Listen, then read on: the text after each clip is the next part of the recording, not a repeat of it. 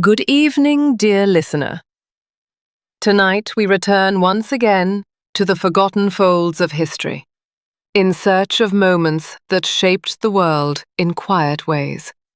Whether you're cozy in bed or listening with closed eyes, I'm glad you're spending this peaceful time here. I'd love to know where you're tuning in from and what time it is in your part of the world. Are you just waking up? Or about to drift off with the past whispering in your ear? If you're enjoying these calm passages through time, please do subscribe.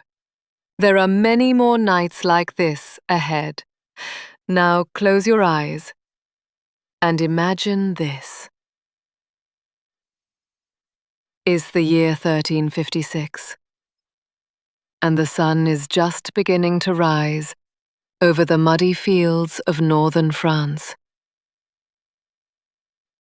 The grass is soaked with dew, the air heavy with the smell of iron, sweat, and something darker: fear.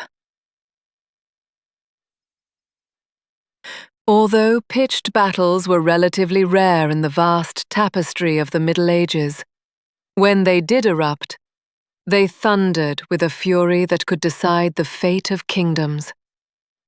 Tonight, dear listener, I invite you to travel with me through time, across misty fields, and through the sound of distant horns, to better understand what truly happened when two armies clashed in the open.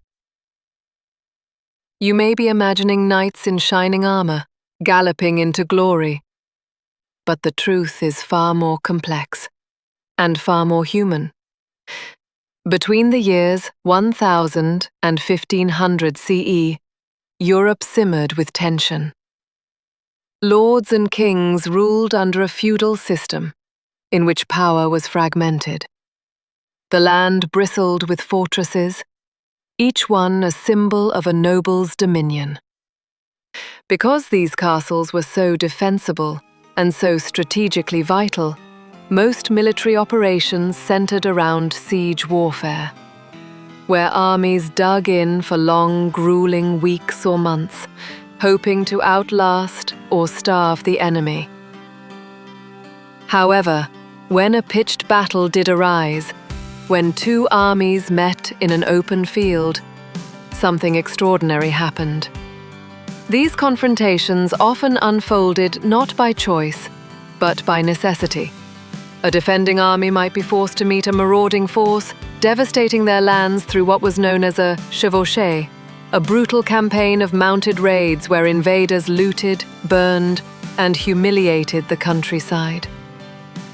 Or perhaps a relief force was sent to break a siege on a beloved town or strategic castle, forcing the besiegers to come out and fight. Either way, such battles were tense, chaotic, and often over in mere hours. Yet, they could reshape entire wars. On the eve of battle, soldiers would gather behind wooden palisades or rows of wagons, whispering. Unlike the elegant duels of legend, medieval battles were often messy affairs. Lines broke down quickly, mud sucked at boots, blood stained the grass, and commanders shouted orders above the clash of steel and the screams of men. Archers released volleys of arrows before retreating behind the infantry lines. Pikemen formed tight formations, hoping to repel cavalry charges. And the mounted knights, the nobles and lords wrapped in glinting mail, would wait for the perfect moment to crash into the fray, swinging swords and maces in the hope of turning the tide. These knights were the celebrities of the battlefield, their armor expensive and ornate, their horses trained for war. Yet even they were not invincible. A well-placed arrow or the thrust of a humble spear could bring down a lord as easily as a peasant. And if captured, noblemen could be ransomed for gold and land, an industry in itself. But victory was never guaranteed. Some battles ended in utter routs, others in bloody stalemates. And when the sun finally set over the broken bodies and torn banners, the silence that followed was heavy, eternal, and mournful. Farmers would later return to these fields to harvest what remained, or to bury the fallen in shallow graves. The grass would regrow, time would move on, and stories would be told.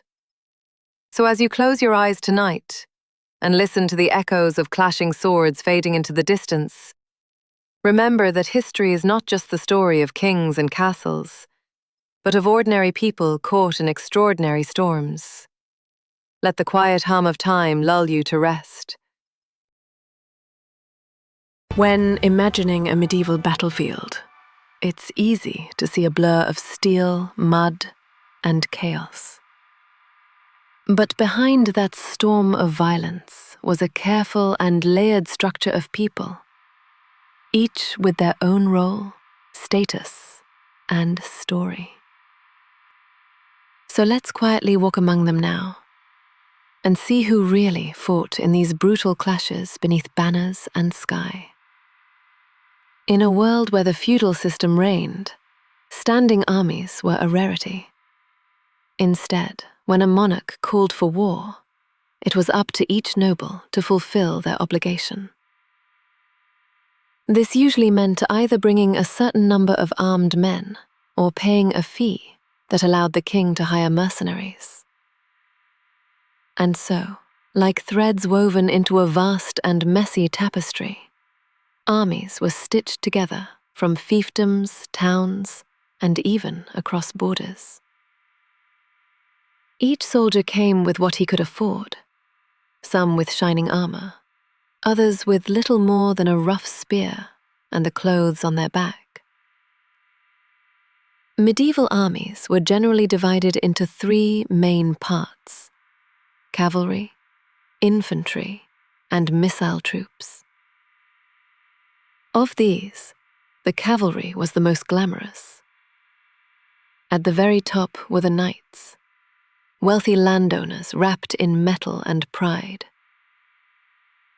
Their armor glinted in the sun, their helmets crowned with plumes or family crests. But their true power came from their horses. These steeds were massive, bred to carry a man wrapped in steel and trained for war. With the invention of the couched lance technique in the 11th century, the knight became a thunderbolt of destruction. By tucking the lance beneath the arm and locking it into place, the entire weight of horse and rider was transferred into the unfortunate soul on the receiving end. When a unit of heavy cavalry charged in unison, it could shatter enemy lines like glass. But not all cavalry wore shining armor. Light cavalry, often made up of wealthier commoners or poorer nobles, served as scouts and raiders. They carried less weight, wore fewer protections, and used speed as their strength. They would ride ahead of the army to probe the enemy's strength, chase down retreating foes, or dart into enemy supply lines, causing panic and confusion. These horsemen might not earn the glory of knights, but they were vital in a world where knowledge of the terrain and timing could decide everything. Below them, in both status and placement, were the infantry. These were the commoners, farmers, and craftsmen, pulled from their homes to stand shoulder to shoulder in long lines. Most carried polearms, long spears, or halberds, which gave them reach and coordination. Simple, cheap, and deadly in groups, these weapons formed the backbone of most armies. Soldiers fought in tight formations, using their spears like porcupine spines to ward off cavalry or hold ground against advancing enemies. Their armor varied.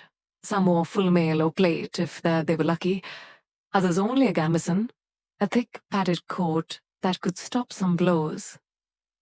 Their shields, often shaped like a heater or kite, gave protection but also marked their faction. Though often dismissed as cannon fodder in romantic tales, the infantry were the anchor of the medieval battlefield. Without them, even the mightiest knight was exposed. And then there were the missile troops, those who fought not with strength or armor, but with distance and deadly aim.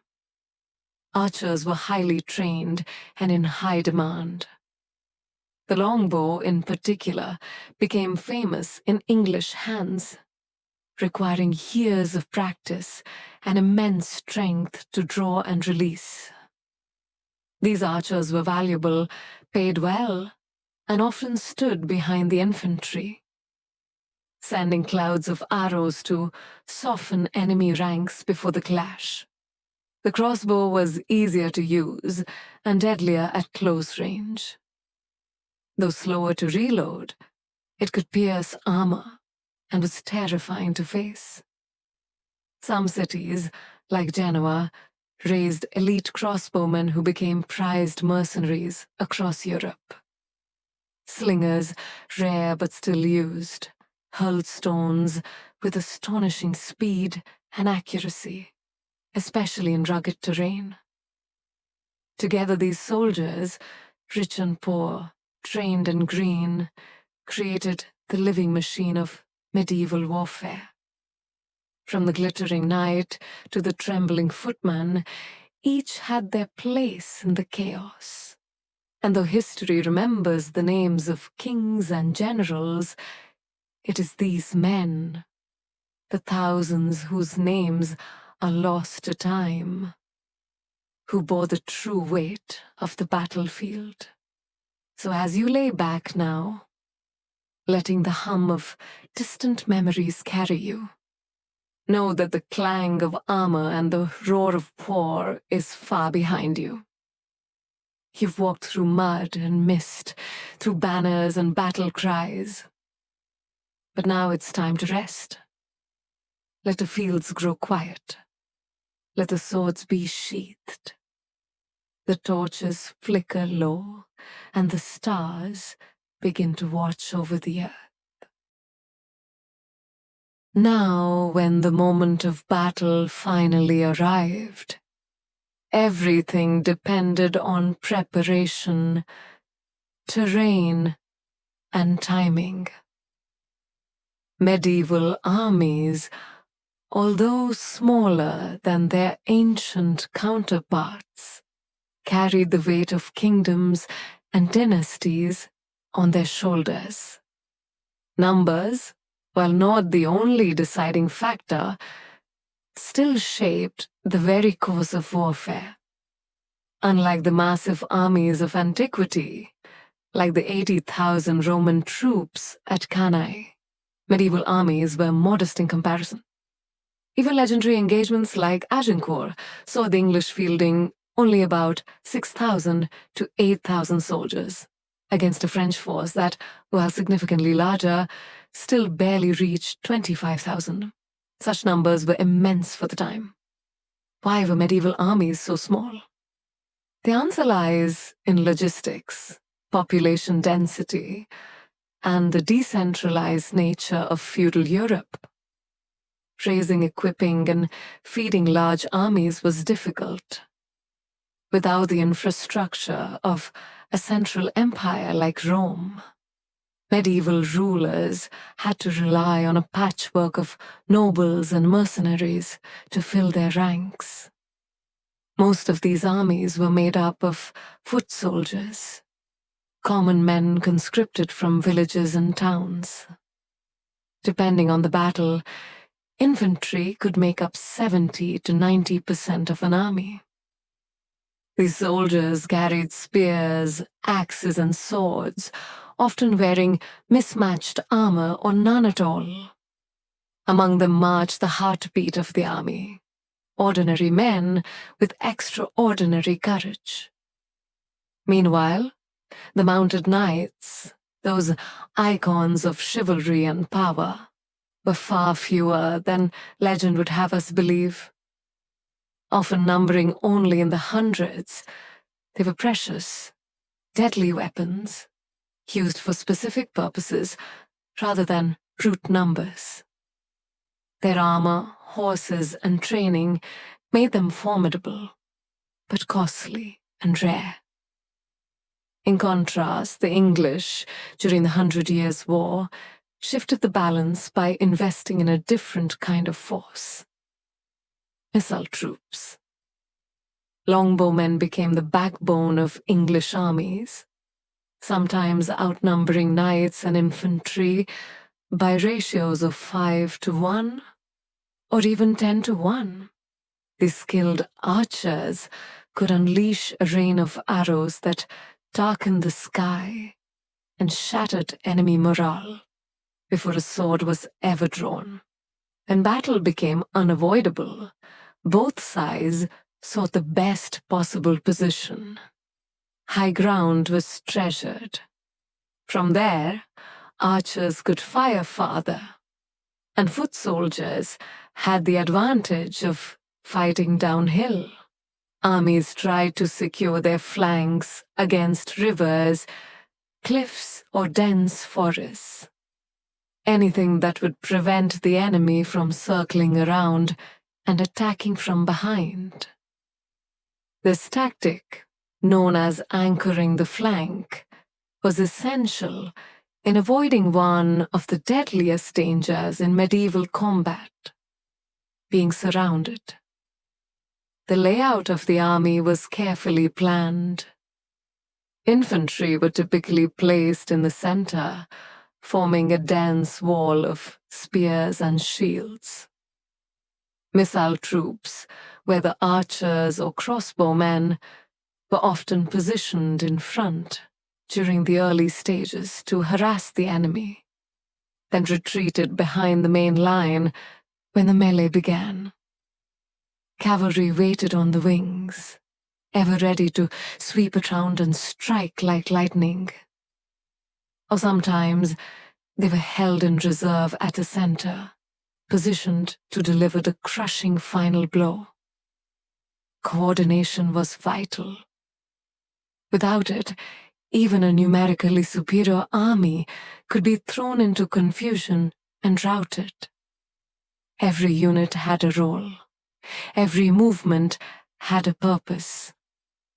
When the horn sounded and the banners lifted in the wind, the men took their places, hearts raising beneath helmets, waiting for the inevitable clash.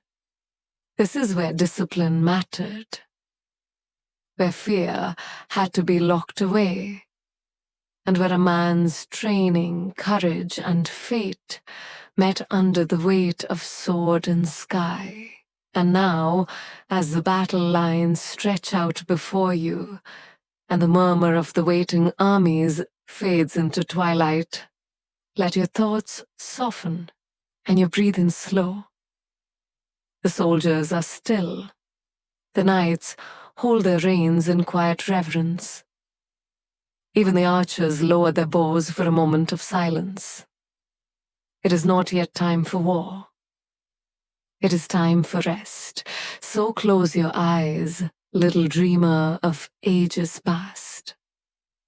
Let the drums of battle quiet themselves into a distant heartbeat. You're safe in your bed, wrapped not in mail, but in warm blankets. Let history stand watch while you drift away.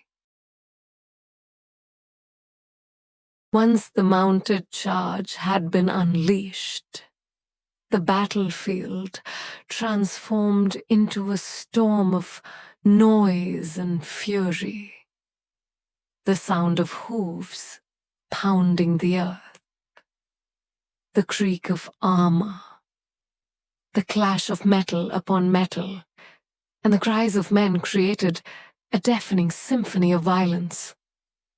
When knights reached the enemy line, their lances struck with bone-crushing force, capable of piercing through mail and breaking shields in half. But the lances, strong as they were, rarely survived the impact.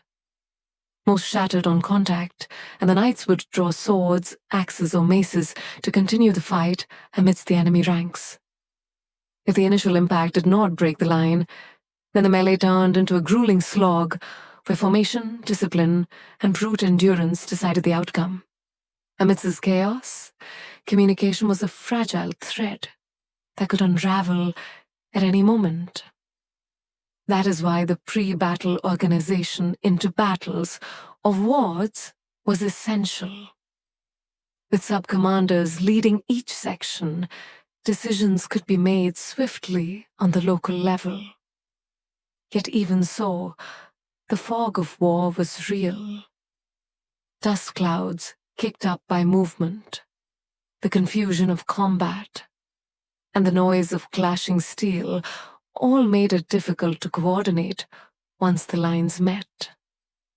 Runners and mounted messengers braved the dangers of the battlefield to carry urgent orders, weaving through the fray in a desperate race against time. The placement of standards, the tall, colorful flags of each unit, wasn't just symbolic. They were lifelines. To the common soldier, the standard was his guide and anchor.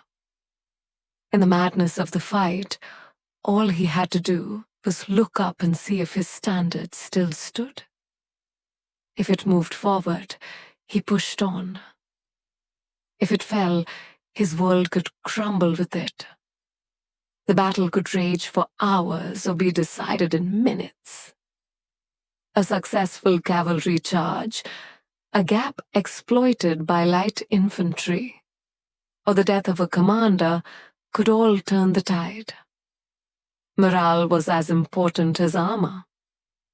A sudden retreat could cause a ripple effect, with entire units breaking formation and fleeing, even if they hadn't yet faced the enemy. Once an army began to rout, it became a massacre. Pursuing cavalry could ride down fleeing soldiers with impunity. This is why discipline and cohesion were prized above all. A single well-timed decision or a well-placed flank attack could decide the fate of thousands.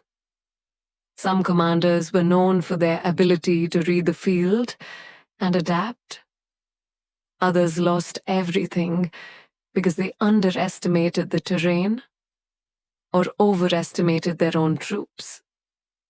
And some, like the French nobility at Agincourt, let pride dictate their tactics, charging headlong into disaster. By contrast, a disciplined commander, like England's Henry V, used positioning, terrain, and timing to his advantage, achieving legendary victories even against overwhelming odds. Yet when the sun dipped low and the cries of battle faded, the field was left silent, but for the groans of the wounded and the cawing of carrion birds. Victors gathered what spoils they could. Commanders searched for the fallen, noble knight and common spearman alike. Heralds recorded who had died and who had lived, and priests offered prayers over the battlefield. Victory brought little joy, for the cost was always high. The mud was soaked with sweat, blood, and regret. And now, dear listener, as you lie quietly beneath your own blanket, rather than a battered coat of mail, allow your thoughts to drift from the noise and fury of battle. Let the clang of swords fade, the hoofbeats grow distant, and the banners flutter gently in the wind of memory. The battlefield sleeps now, and so should you. Take a slow breath. Let your muscles relax. You've marched far, endured much, and now your war is over. Good night, brave traveler of time. Let the peaceful silence of slumber carry you to rest.